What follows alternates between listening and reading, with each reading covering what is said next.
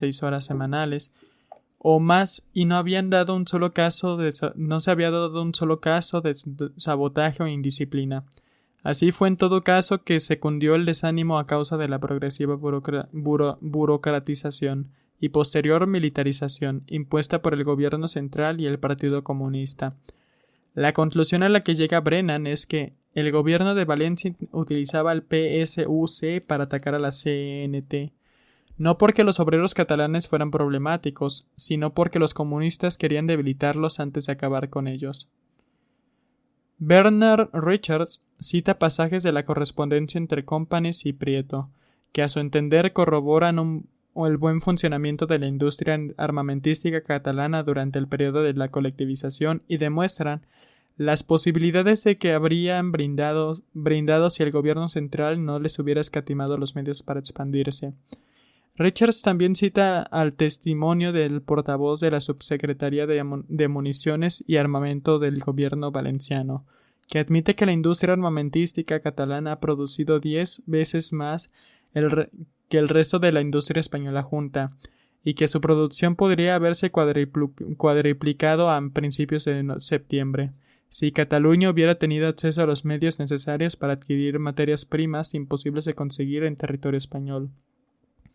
No hay que olvidar que el gobierno central disponía de enormes reservas de oro, que no tardarían en entregarse a la Unión Soviética, con las que las materias primas que precisaba la industria catalana podrían haberse comprado a pesar de las austeridades de las democracias occidentales hacia la República durante el periodo revolucionario, como se explica más adelante. Además, estas materias primas se habían solicitado con insistencia. El 24 de septiembre de 1936, Juan Fabregas, delegado de la CNT en el Consejo de la Economía de Cataluña y uno de los autores del decreto de colectivización citado anteriormente, informaba que las dificultades económicas de Cataluña se debían a la negativa del gobierno central a prestar ningún apoyo económico o financiero, probablemente porque no simpatizaban con ciertas prácticas que se estaban llevando a cabo en Cataluña. Se refiere, claro está, a la colectivización. Fabregas explica que la comisión enviada a Madrid para solicitar créditos con los que comprar materias primas y armamento, ofreciendo 1.000 millones de pesetas en valor del Banco Español, fue despachada sin más explicaciones. Bastaba que la industria bélica estuviera controlada por los trabajadores de la CNT para que el gobierno de Madrid se opusiera a prestar ayuda incondicional a Cataluña. Solo estaban dispuestos a prestar apoyo económico a su causa a cambio de controlar el gobierno. La postura de Browe y Temime es similar. Al abordar la recriminación de incompetencia a las industrias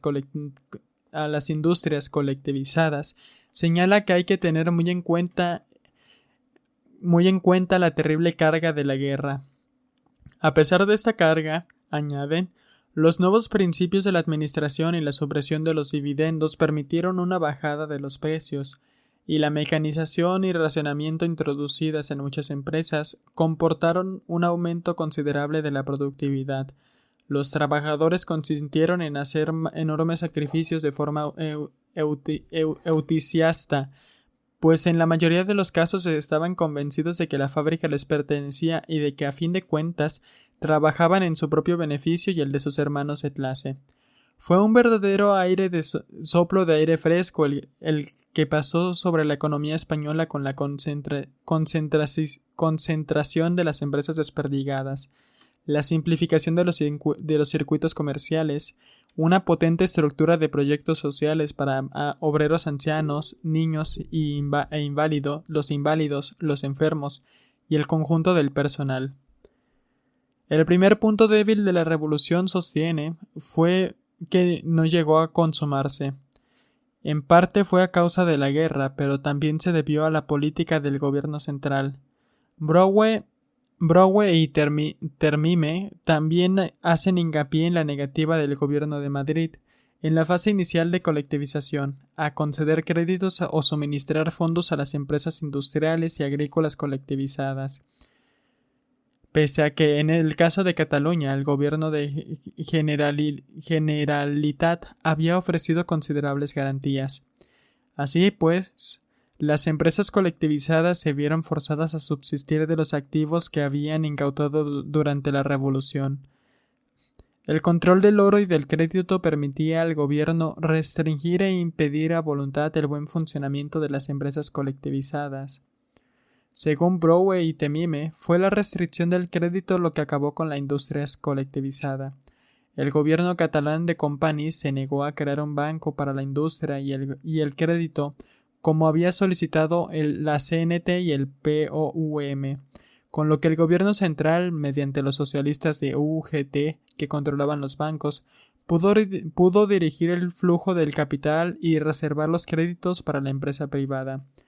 Todos los intentos posteriores a obtener créditos para la industria colectivizada fracasaron, sostienen los autores, y el movimiento de la colectivización se vio limitado y luego detenido, en tanto que el gobierno conservaba el control de la industria por medio de los bancos y más adelante, mediante una elección cuidadosa de gerentes y directores, que a menudo no eran otros que los anteriores dueños y directores de las empresas, con cargos de nuevo cuño. El caso de la colectivización agrícola fue muy similar. Las potencias occidentales estaban al corriente de ello. En febrero de 1938, el New York Times anunciaba: en España, mediante una serie de decretos recientes, se está poniendo fin de forma gradual el principio de intervención y control estatal de comercio y la industria, opuesto al control de los trabajadores por medio de la colectivización. Casualmente queda por establecer el principio de la propiedad privada y los derechos de las corporaciones y empresas sobre aquello que hay que tener muy en cuenta, sobre aquello que conforme a la Constitución les pertenece. Morrow cita una serie de medidas del gobierno catalán para restringir la colectivización, en cuanto perdieron poder las nuevas instituciones creadas por la Revolución Obrera de julio de 1936. El 3 de febrero la colectivización del mercado de productos lácteos se declaró ilegal. En abril la Generalitat revocó el control de las aduanas por parte de los trabajadores, negándose a certificar los derechos de la propiedad de los trabajadores sobre las mercancías exportadas e inmovilizadas en tribunales extranjeros a causa de los pleitos interpuestos por sus anteriores propietarios. En lo sucesivo, las fábricas y las colectividades agrícolas que exportaban bienes quedaron a merced del gobierno. En mayo, como ya hemos apuntado, se derogó el decreto de colectivización del 24 de octubre, alegando que había sido dictado sin el curso de la Generalitat, pues no había entonces ni todavía legislación aplicable en el Estado español, y el artículo 44 de la Constitución establece que la expropiación y socialización son funciones que corresponden al Estado. Un decreto del 28 de agosto confirió al gobierno el derecho de intervenir o asumir el control de cualquier planta minero-metalúrgica. En octubre, el periódico anarquista Solidaridad Obrera se hacía eco de la decisión del Departamento de las Adquisiciones del Ministerio de Defensa de realizar sus contratos de compras solo con aquellas empresas que operaran bajo la dirección de sus antiguos años o bajo la correspondiente intervención controlada por el Ministerio de la Economía y Hacienda. Volviendo a la afirmación de Jackson de que en Cataluña los comités de la fábrica de la CNT se rezagaban en la producción de armamento con la excusa de que el gobierno les escatimaba las materias primas y favorecía a la burguesía, creo que no queda más remedio que considerarla una expresión de las preferencias de Jackson por la democracia capitalista y no como una descripción fidedigna de los hechos.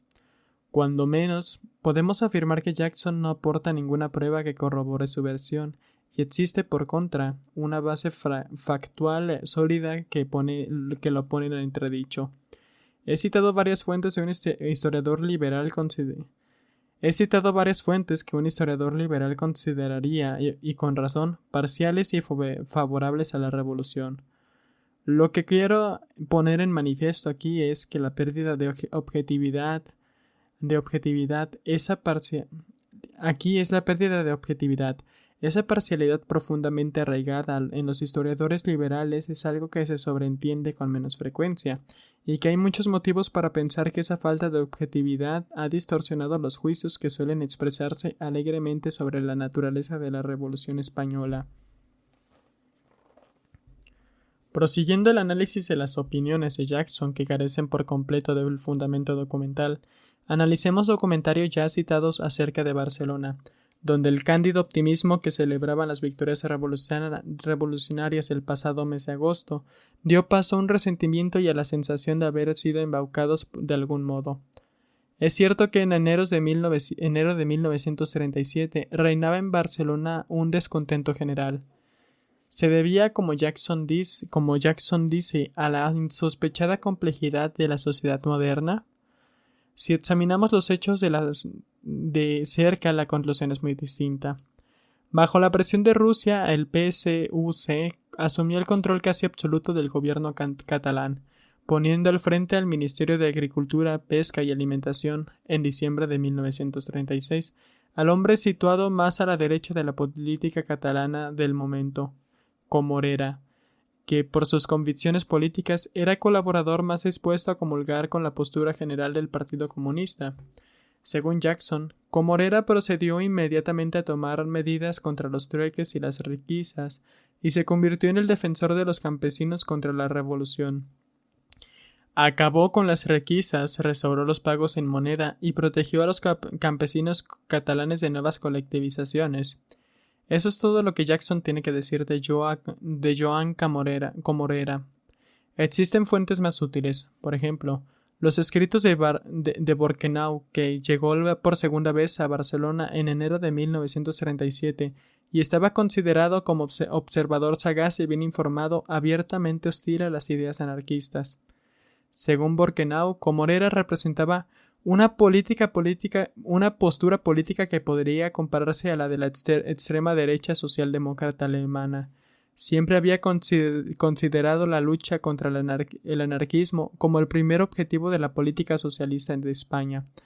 Para su sorpresa, encontró aliados inesperados con similar aversión hacia la política anarquista en las filas comunistas. En aquella fase del proceso contrarrevolucionario era imposible dar marcha atrás a la colectivización de la industria. Con todo, Comorera sí logró desmantelar el sistema de abastecimiento de Barcelona, es decir, los comités locales bajo el control de la CNT en su mayoría, que habían cooperado, puede que a su pesar conjetura Borkenau, en el suministro de la harina de las ciudades. Borkenau describe así la situación resultante. Comorera, partiendo de esos principios abstractos del liberalismo que ninguna administración ha respetado durante la guerra y que tienen los socialistas de derecha sus últimos y más fervorosos partidarios, no reemplazó los caóticos comités del PAN por la administración centralizada. En lugar de eso se limitó a restaurar el comercio privado del PAN. En enero no quedaba en Barcelona ni un sistema de racionamiento. Los trabajadores fueron abandonados a su suerte para comprar un pan cada vez más caro con unos salarios que no habían cambiado lo más mínimo desde el mes de mayo. En la práctica, eso significaba que las mujeres tenían que hacer cola desde las 4 de la madrugada. Naturalmente, el resentimiento cundió en los barrios obreros con tanta más virulencia cuanto que la escasez del pan se agudizó tras la llegada de Comorera al cargo. En resumidas cuentas, los trabajadores de Barcelona no habían sucumbido al resentimiento y a la sensación de haber sido embaucados, al comprender la insospechada complejidad de la sociedad moderna. De hecho, tenían buenas razones para pensar que en efecto los estaban embaucando. El embaucador era el perro de siempre con otro collar. El testimonio de George Orwell es también revelador. Quienquiera que durante la guerra haya visitado Barcelona en 2 ocasiones, con intervalo de algunos meses, habrá sido testigo de los extraordinarios cambios que se produjeron en la ciudad, y por extraño que parezca, ya fueran allí en agosto y volvieran en enero, o como yo, fueran en diciembre y después en abril, al regresar al frente decían siempre lo mismo. El espíritu revolucionario había desaparecido. A quien hubiera estado allí en agosto, cuando la sangre del